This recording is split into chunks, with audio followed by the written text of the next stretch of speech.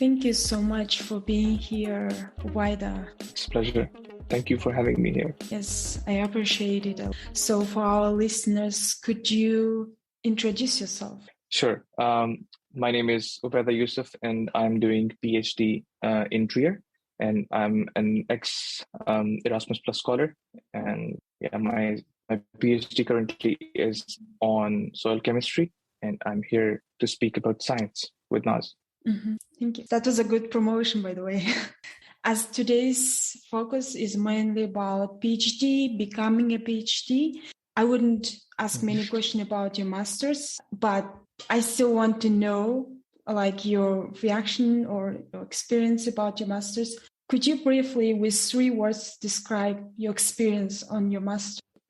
Yeah, sure. If I have to describe my master's in 3 words, well, actually, it's a long journey, but I think I would describe it as emotional, adventurous, and rewarding. Wow, so, emotional. Yeah. Could you elaborate why you chose? Mm-hmm. Yeah. Well, the first part is because you meet a lot of people, they become your friends, and then due to different specialization, you have to part ways. That is emotional. Also, you have to leave behind your family and friends from your back home. I come from Pakistan, so I had to leave my family behind, and that was emotional for me. It was not easy. And the second part is adventurous. So there are highs and lows in an international masters such as IMSOGLO. Things are really difficult at times. You have to cope with like timetables, which are really, really strict. So you have to manage things on your own. Nobody's there to help you. You have to do your housing, your laundry. You face some setbacks as well on your journey. Achieve, of course, but setbacks. So because it teaches you a lot. All of international masters, living on your own, making international friends, and learning from the best. And studying in some of the best universities around the world. Also, it teaches you a lot of skills. Like if you're working in the lab, you learn how to handle or operate different equipment. And also, if you're in the field, you learn techniques. And they're also teaching you skills in your courses. So like art, statistics, doing art is also a skill, just to name one. And if I talk about opportunities, you get to meet people from all around the world. So they're your connections. In future, they're really good scientists. So you are also studying by some of really big names, and you get to interact with them. You share your interests with them, and then they might offer you some opportunities. Or you might, because you're then familiar with how things work around the world, then it's easier for you to apply and grab different opportunities. So I think that's how I would like to summarize my master's. Yeah, I totally agree, especially about the emotional part. I think I can relate 100%. Yeah, but becoming independent is also important. I think today our topic is focusing on more like becoming independent, especially PhD is about more independence. So our next question is related to this independence. So let's talk about your journey on becoming a PhD. So you are doing your PhD on substrate effects, microbial-driven distribution of energy and matters among organic carbon functional pools in soil. Can you elaborate how this research is important for our listeners? Okay, so first of all, I will start really generally, and then I will describe what I do in this PhD. So as we all know, that soil is a highly complex and open thermodynamic system, and that the soil ecosystem structure, its function and stability is controlled by energy discharge and consumption, right? We also know that soil organic matter is an indispensable component of each terrestrial ecosystem. And also the dynamics of soil organic matter are influenced by a well-known number of abiotic factors, including soil pH, texture, then pedogenic oxides, etc. So these parameters interact with each other, and they vary in their relevance depending on the site condition, right? So my project is basically to investigate the parameters and the parameter combinations which are affecting soil organic carbon accumulation, which is varying on a regional scale depending on the parent material, soil class, or land use. So that's basically the general introduction. of my project, which I'm part. But what I am doing is that I'm trying to see the different so carbon transformational products. So I'm adding substrates from of varying complexity. So as simple as glucose to as complex as plant litter. We're adding like 7 different substrates in soil and testing how microorganisms degrade them, which microorganisms are responsible, which community, and so that's basically my task. And I'm more on the soil chemistry side. We have 3 colleagues in this project. One is dealing more with the soil physics aspect, another one is dealing more with the soil biological aspect, and I'm basically dealing with soil chemical aspect. So I am more of into using the analytical techniques of chemistry to find out and quantify the different functional pools in soil where our soil organic carbon goes once it's degraded. So that's what I'm doing. Yeah. In my case, I know, because I'm also studying in this area, I know why soil pools are important, especially carbon pools are important in soil. But what are the inputs of importance of the soil microorganisms, and identifying the carbon pools are important? So, we all know that we have a lot of carbon dioxide in our atmosphere, and it's causing global warming and all. And there is a huge source. We all know that a huge source is the different activities that we do on planet Earth, and soil is one of the biggest sinks for carbon. So if we understand the different carbon pools which are there in the soil and which microorganisms are driving sources and how we can improve it, it can help us a lot in carbon, how do you say, to somehow like store carbon and carbon sequestration. Yeah, that was the word that I was looking for. So it really helps in carbon sequestration. So it's just a small part of a huge goal, which is to, at the end of the day, somehow reduce our carbon footprints, on Earth. And it's just a small part by understanding the functions, the systems in the soil, and by somehow manipulating them to our advantage. So it's based, I think, in layman language, I think that's how I can explain it. But otherwise, it can be a lot complicated if I go into more technical side. So basically, to reduce our carbon footprints, and or if you want to add something. I think it's like we can explain generally. I would agree with you. I couldn't describe it more than that. Yeah, I think it's pretty good description for the listeners. But again, for a person who is planning to do their PhD, can you maybe describe from your own experience how it's all going to start, or how will be the beginning of a PhD look like? Did you find it difficult to adapt to a new research team? Yeah, sure. So when you start off, I don't know about everyone, but because PhDs are also different. So some people, they go on a scholarship, they do PhD on a scholarship. Some people are a part of a project. Some people are hired by the university. So it all differs. But what's common is when you start off a PhD, it's really taxing on you. So you have this imposter complex or imposter syndrome, which, like, I've talked to gazillions of different PhD students, and they all feel the same. So when you start off, you're feeling like, I'm not doing enough, I'm too slow, I don't quite understand how to do this and that, and you feel like, why am I doing a PhD? Like, I think I'm not capable enough, or So it's a really bothering feeling which you get when you're starting a PhD. But eventually you understand that, okay, I'm getting it, I know how to do it, and it's all going to be okay. But it's a long process, so 3 to 4 years, even 5 years. So it takes time for you to settle in and to understand what is actually going on, right? So this is one thing. Another thing is that you are overwhelmed with the amount of things that you have to do. So you have to plan each and every day, and it is actually quite taxing, and you have to do everything on your own. Nobody is there to supervise you or guide you.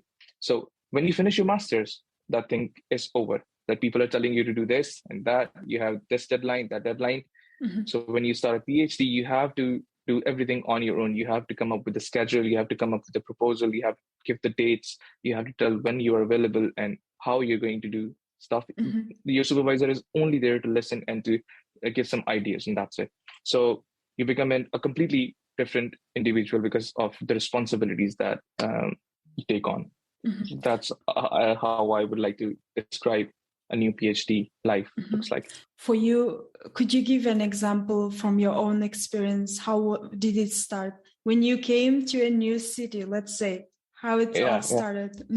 So it was like, it was a bit easier transition for me because I'm doing PhD in Germany and I finished my thesis in Germany. So it was not very strange or alien to me.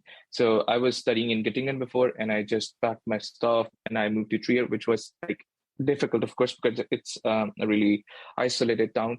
But I had to find a place to stay. Then I had to register for the city. Then I had to like provide with documents and everything. And then I started working. And when I started working, there were so many things that I didn't know. New lab, new rules. In my previous lab, I knew everything, where to get what and who to talk to. But here I knew nothing. So I had to take the lab tours again. I had to start from scratch, So even doing the smallest things, there was a pressure. Oh, I might not be following the right rules, So there's this pressure always on your head. And specifically, I'm sorry to interrupt. Specifically here, were there a person or individuals who guide you through, like, okay, lab is located here, you should go here, or how did it all go? So, well, it is totally up to you. They think that you're coming here for a PhD, so you would know things. They never help you unless you don't ask. So you have to ask. Like 2 weeks, 3 weeks into my PhD, I asked my technical assistant, I was like, could you please assist me? Because I have no clue how to, put my used stuff and how to like clean it. I knew it before, but I don't know what's the protocol here. So then she gave me a tour around the labs, and like she thought that I already knew everything, but that's not the case. So they are assuming that you're already like you've done your master's, you're already highly educated, and then you're coming for a PhD. So you're, especially in my case, I'm a research assistant, research associate. So they expect me to know everything, although it's not the case generally. So I think it really depends. You have to ask for things. You don't have to be shy at all. And you don't have to think that, okay, I'm doing a PhD, so I know everything. You know absolutely nothing. That's what you learn in the first few weeks of your PhD, that, everything is new and there is no shame in asking for help. So yeah, you have to ask. Wow, that's really, I didn't know that, because I'm also applying for a PhD. So I think like what you said, it would be very useful. But because of the COVID, I couldn't really participate in all of the lab course, and I do not have strong background in lab works. And how did it go for you in lab works? Did you have a strong background already, or did you also start to ask, or were there any supervision in lab work? So in my case, I already started working in lab when I was in bachelor's. And I was like working with atomic absorption spectrometer in my bachelor's. And then in master's, my thesis was a really detailed experiment, which was carried out in lab, in microorganisms and riser boxes. So I already had a lot of experience with lab work, but still, even if you know a lot, you know nothing, because a new place is different. So you can always ask, and they help you if you ask, but they won't assist you with each and every step. That's the main thing. So you have to take help from your colleagues sometimes. So other PhD candidates and they're really willing to help you wherever you go. I hope so. That's the case in my PhD. So my colleagues, they're really helpful, and if I have any problems, I can go to them straight and I can ask them. They're really willing to help. So even if you don't have any experience, don't worry. You understand everything. PhD is an altogether new dimension. You learn a lot of things when you start doing it. So people like me who didn't have a strong background in the lab, they can still account for some help from supervisor, right? Definitely, yes. There is hope for everyone. Okay, that's perfect. Yeah. And also about our next question, I think it's more specifically now about your task. Like there is teaching, publishing papers, and co-authoring papers, helping professors with other tasks. After all of this, how much time do you have for your own research work? In my case, so as I was saying earlier, that PhDs are different. Some PhDs don't include um, teaching responsibilities. Some PhDs are like you just have to focus on your own research work. You don't have any other responsibilities as such. So in my case, I do have some teaching responsibilities, and um, I think it's fun when you start doing it.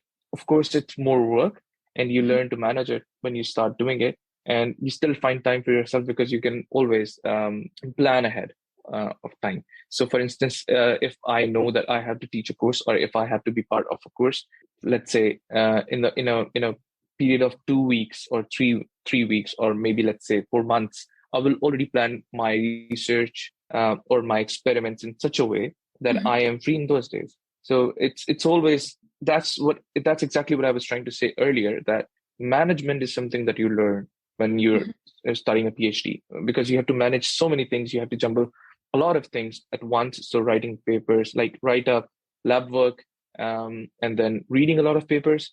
And then, of course, you have to co-author some, and you have to also review some papers, because you get in touch with different journals, and then they send papers, and then you have to review. And you have to also take care of your personal life, social life. It's like there are so many things that you understand when you start doing a PhD. It's a lot of work, a lot of stress, but it changes you. It makes you a new person at the end. So, could you maybe describe how do you handle multiple tasks at the same time? Well, yes, I can tell you how I do it. So I just try to break them down into different groups, and then I try to split them over the course of the next week, or 2 weeks, or 3 weeks, or a month. And then I have time for each thing that I do. If I'm reading a paper, I will have time from this time to this time. I will read papers, research papers. From this time to this time, I will be working in the lab.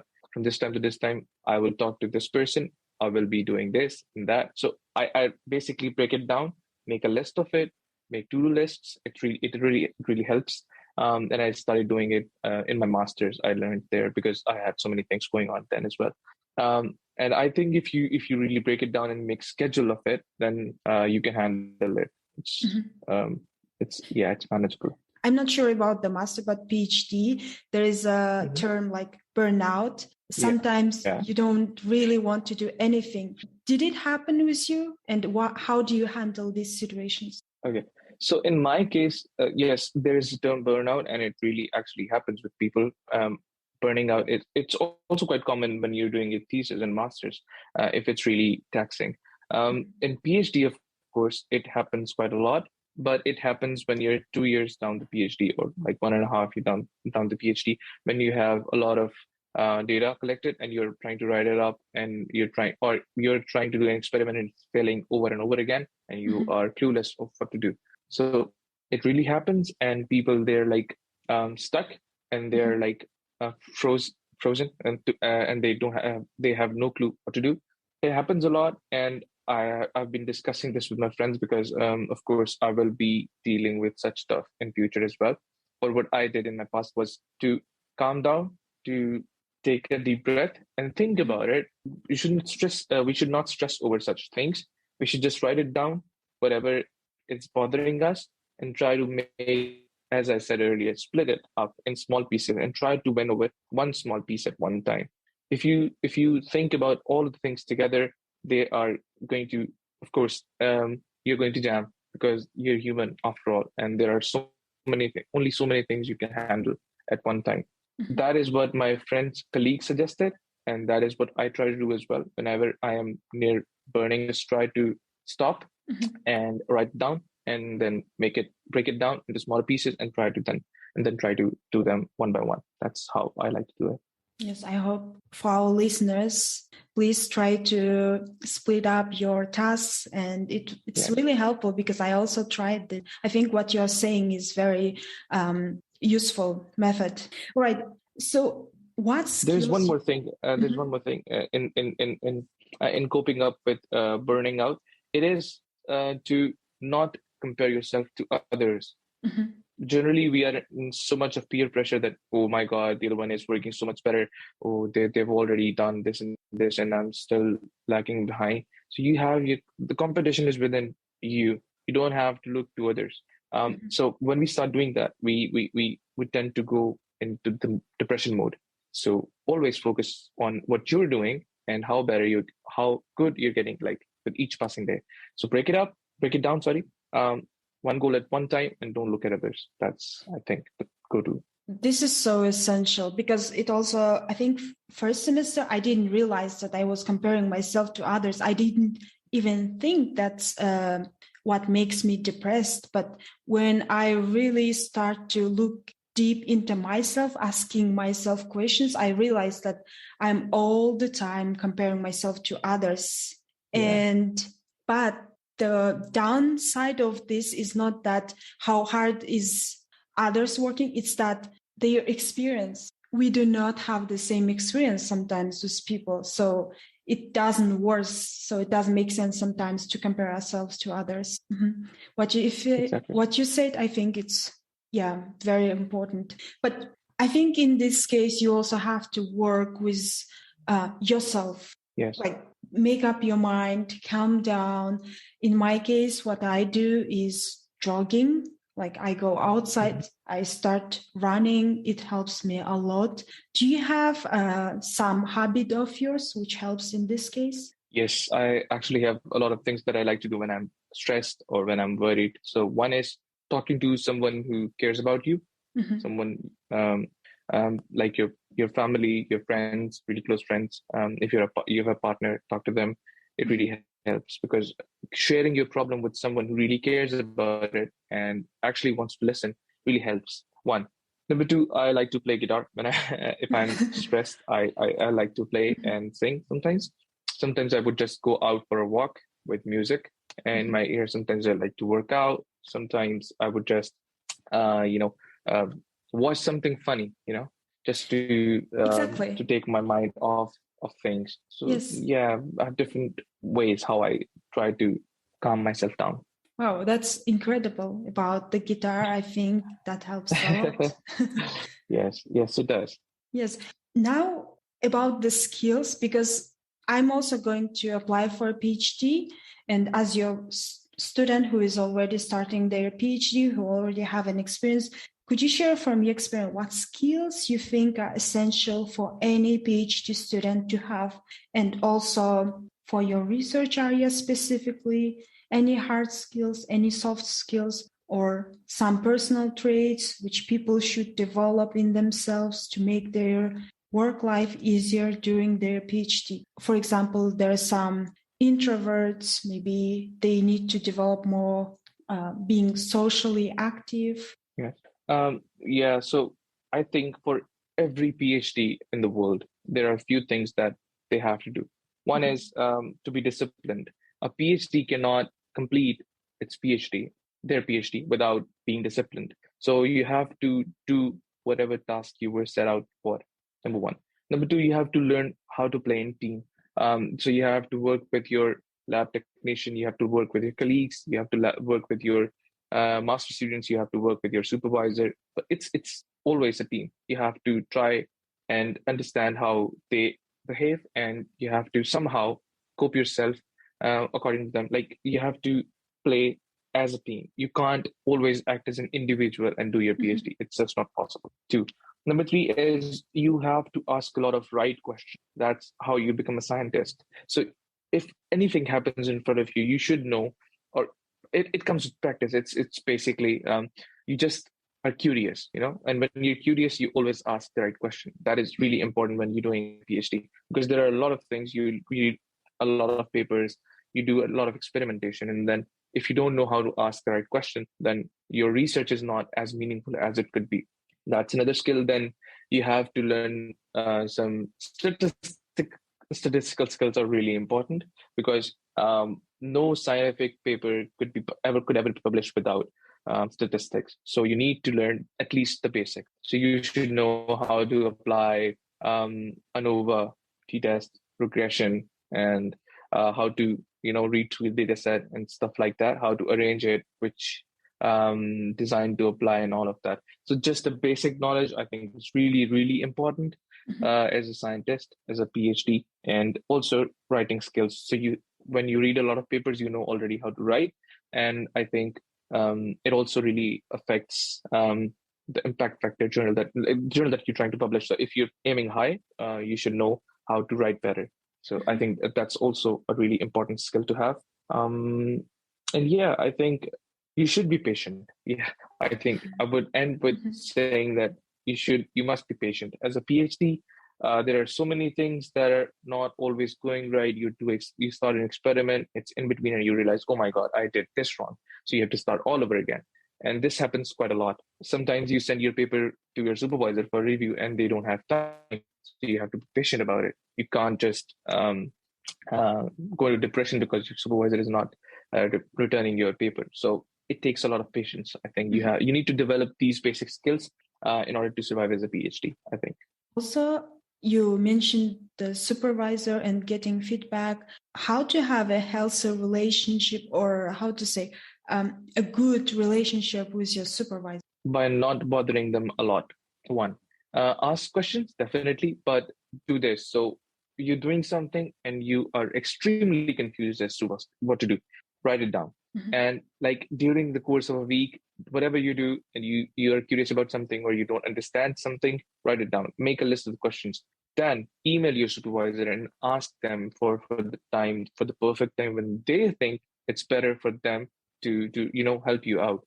And if you do this, they will answer your question. Do not go to them unnecessarily on repetitive, like sending them emails over and over again. It really because they're already dealing with a lot of stress themselves. They have a lot of PhD candidates. They have a lot of projects to handle. They have a lot of teaching responsibilities to do. So you should understand as a PhD that you're handling a fraction of responsibilities as compared to them. So you should understand that and respect that. So when you do that, you should, I think, occasions you should give them small presents, not really expensive, but just small presents as token of appreciation or respect.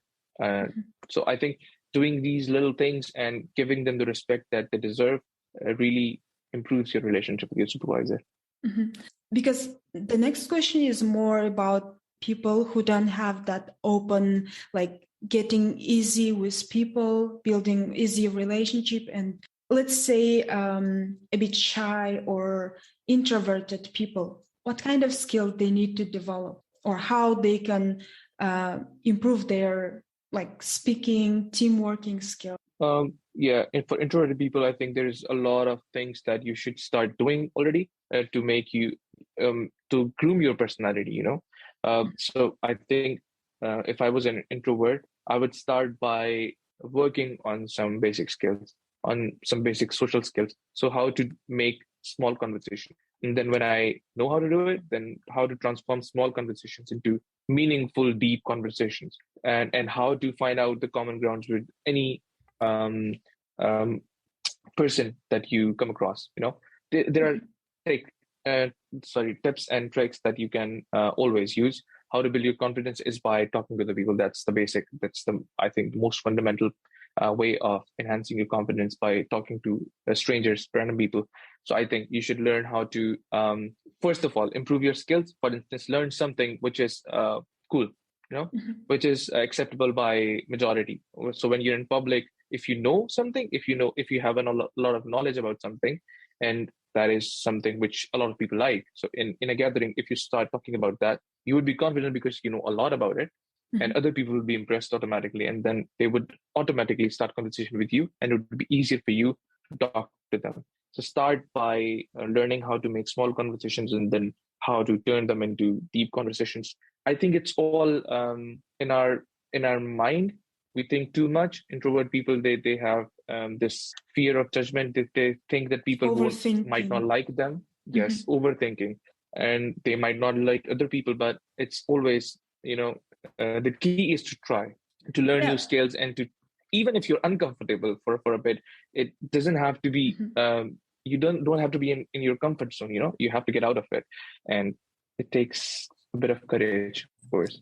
I agree totally. Also I agree what you said. So summarizing, expose yourself to more talking with people, expose yourself to social speaking activities. Yes.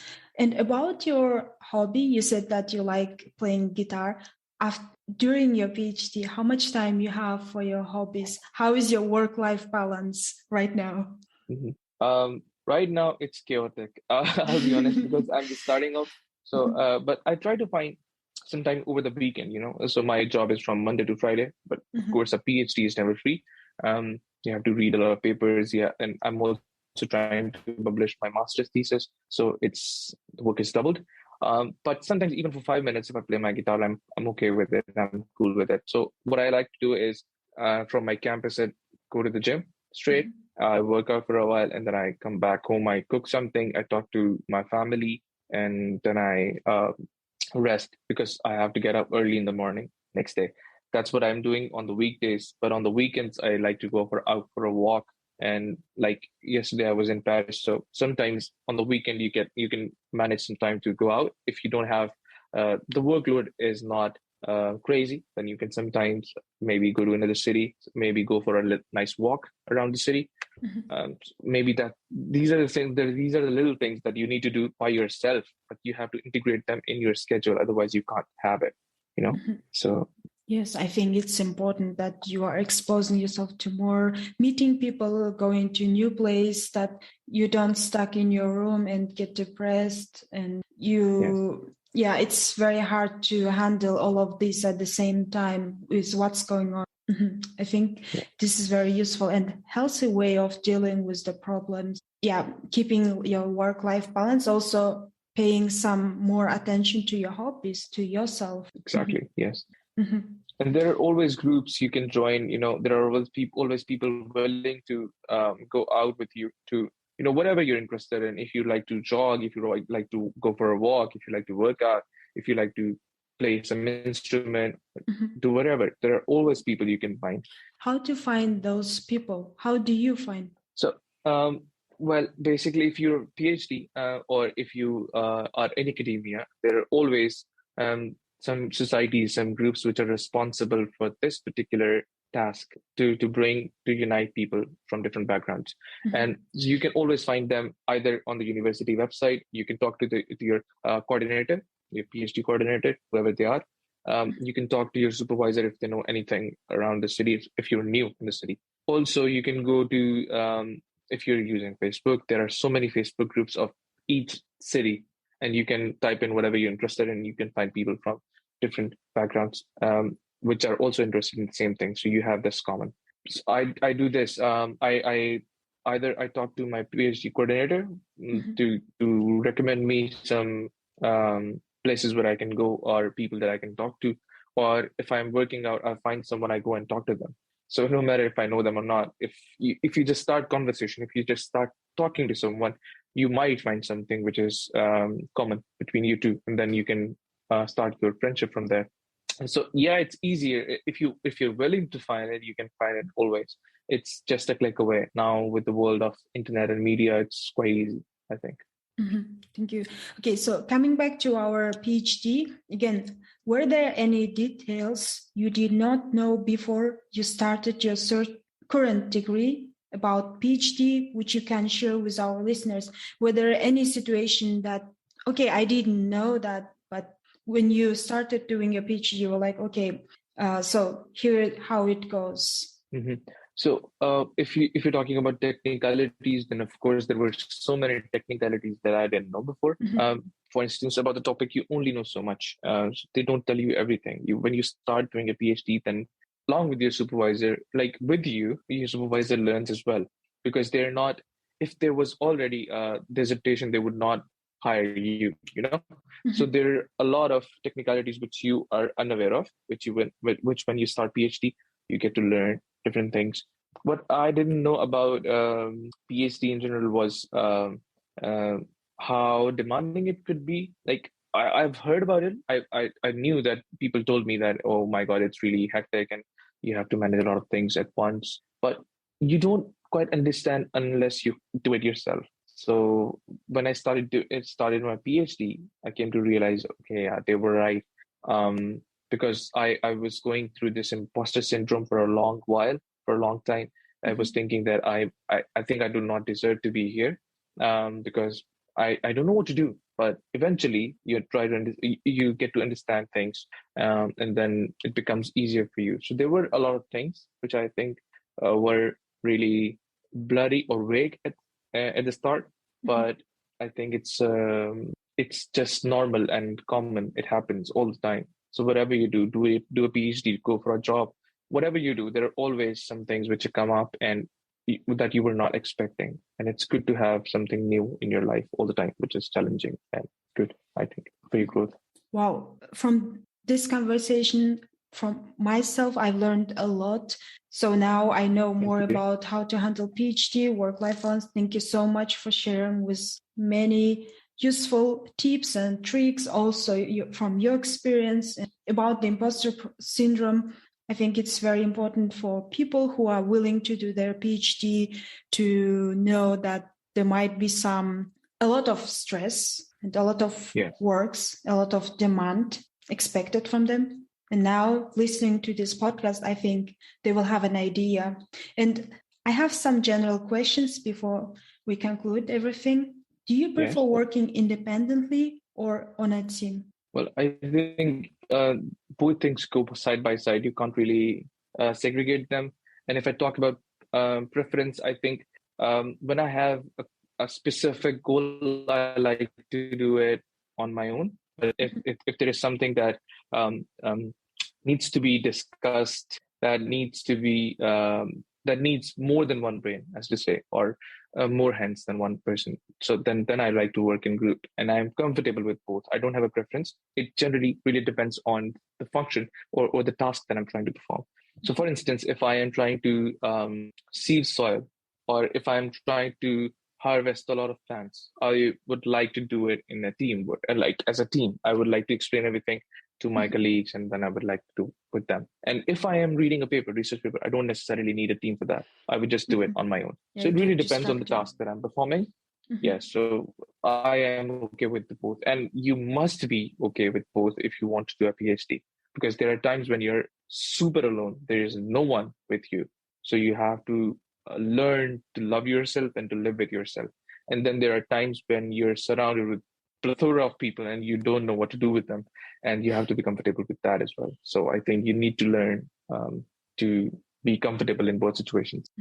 Next question is more about, I think I know you as an artistic person. I think it relates very much. What is art for you? It's a deep question. For me, art is a channel through which I can showcase my emotions. I think through art, there are so many things that you can't really express through your words or by your actions. There are so many things that you can't express. But art, I think, gives you this unique platform, or it's a unique channel through which you can express whatever you're thinking, whatever it's in your mind, or whatever whatever your ideology is, be it painting, be it dancing, be it acting, be it singing, whatever you do. It really helps you, I think. And I've heard this a lot, that the huge artists or the biggest creative people, they were all heartbroken. So there is a unique connection with emotions and art. So I think art is something that you don't do for people. You do it for yourself, because you're trying to somehow give meaning to your emotion. I think that's what art is for me. So if I'm feeling happy, I'd like to play some happy tunes. If I'm feeling sad, I like to sing something sad and play something sad. And it really soothes my soul. So I think that is what art is for me, to give a shape to your emotion. Do you agree with this statement? Art is a language of emotion. Exactly. I do. It is indeed. What do you try to see or do in a new place? What kind of traveler are you? So in a new place, I generally try to focus on people and the architect and the diversity, and how open people are, how they're treating each other, how they're how they like to have fun, how they like to express their emotions, and how in control of themselves they are when they're enraged or when they're happy or when they're sad. You know, Mhm. I like to ponder on these things, especially also on the because I think I have this artistic um, thing in me. So I like to also see how many artists that particular place has given to the world. So, like as an example, I was in Paris and I couldn't stop admiring the beauty. The architect was amazing, of course, but the painters they're awesome. I was in a street and I was just walking there, and there were like different over dozens of different painters, and they were sketching people. Um, Mhm. in person, like it was live, and they were like amazing. I am not even lying. In a matter of minutes they were sketching a human being, like it was exactly the same human being on the paper as the one who was sitting there. So I these are the things that I like to see in a new place. Mhm. People and artists and how they like to direct with each other. Yes. For me, I know two types of travelers. First, people who really try to memorize with their eyes, they enjoy the view. Second, photos, selfies. They take a lot of photos, they take a lot of selfies. Which type of traveler are you? I think I'm the first one because I take photos only because of social media, or if I have friends that I want to, um, just to show them where I am and what I'm doing. Otherwise, if I am somewhere where I don't have a phone, I'll be more than happy because I like to, as you said, I like to, whenever I'm going somewhere, I just start reading, even if I Mhm. don't understand how to read it. Like I didn't know how to speak French or how it's written, but I was trying to read everything that I saw. In Germany, I don't understand German completely, but I try to read everything that comes in front of me. Now, as you said, I was trying to capture everything with my eyes, the beauty of sunrise and sunset, the beauty of architect, the different architectural beauties. So that's what I do. I don't like to like capture everything that I see. I think there was a phase in my life when I did it, but it's not there anymore. I agree with you that when you are without your phone, you are the happiest. I feel that when I'm jogging Yeah. outside or when I'm walking outside, I feel the happiest when I don't have my phone.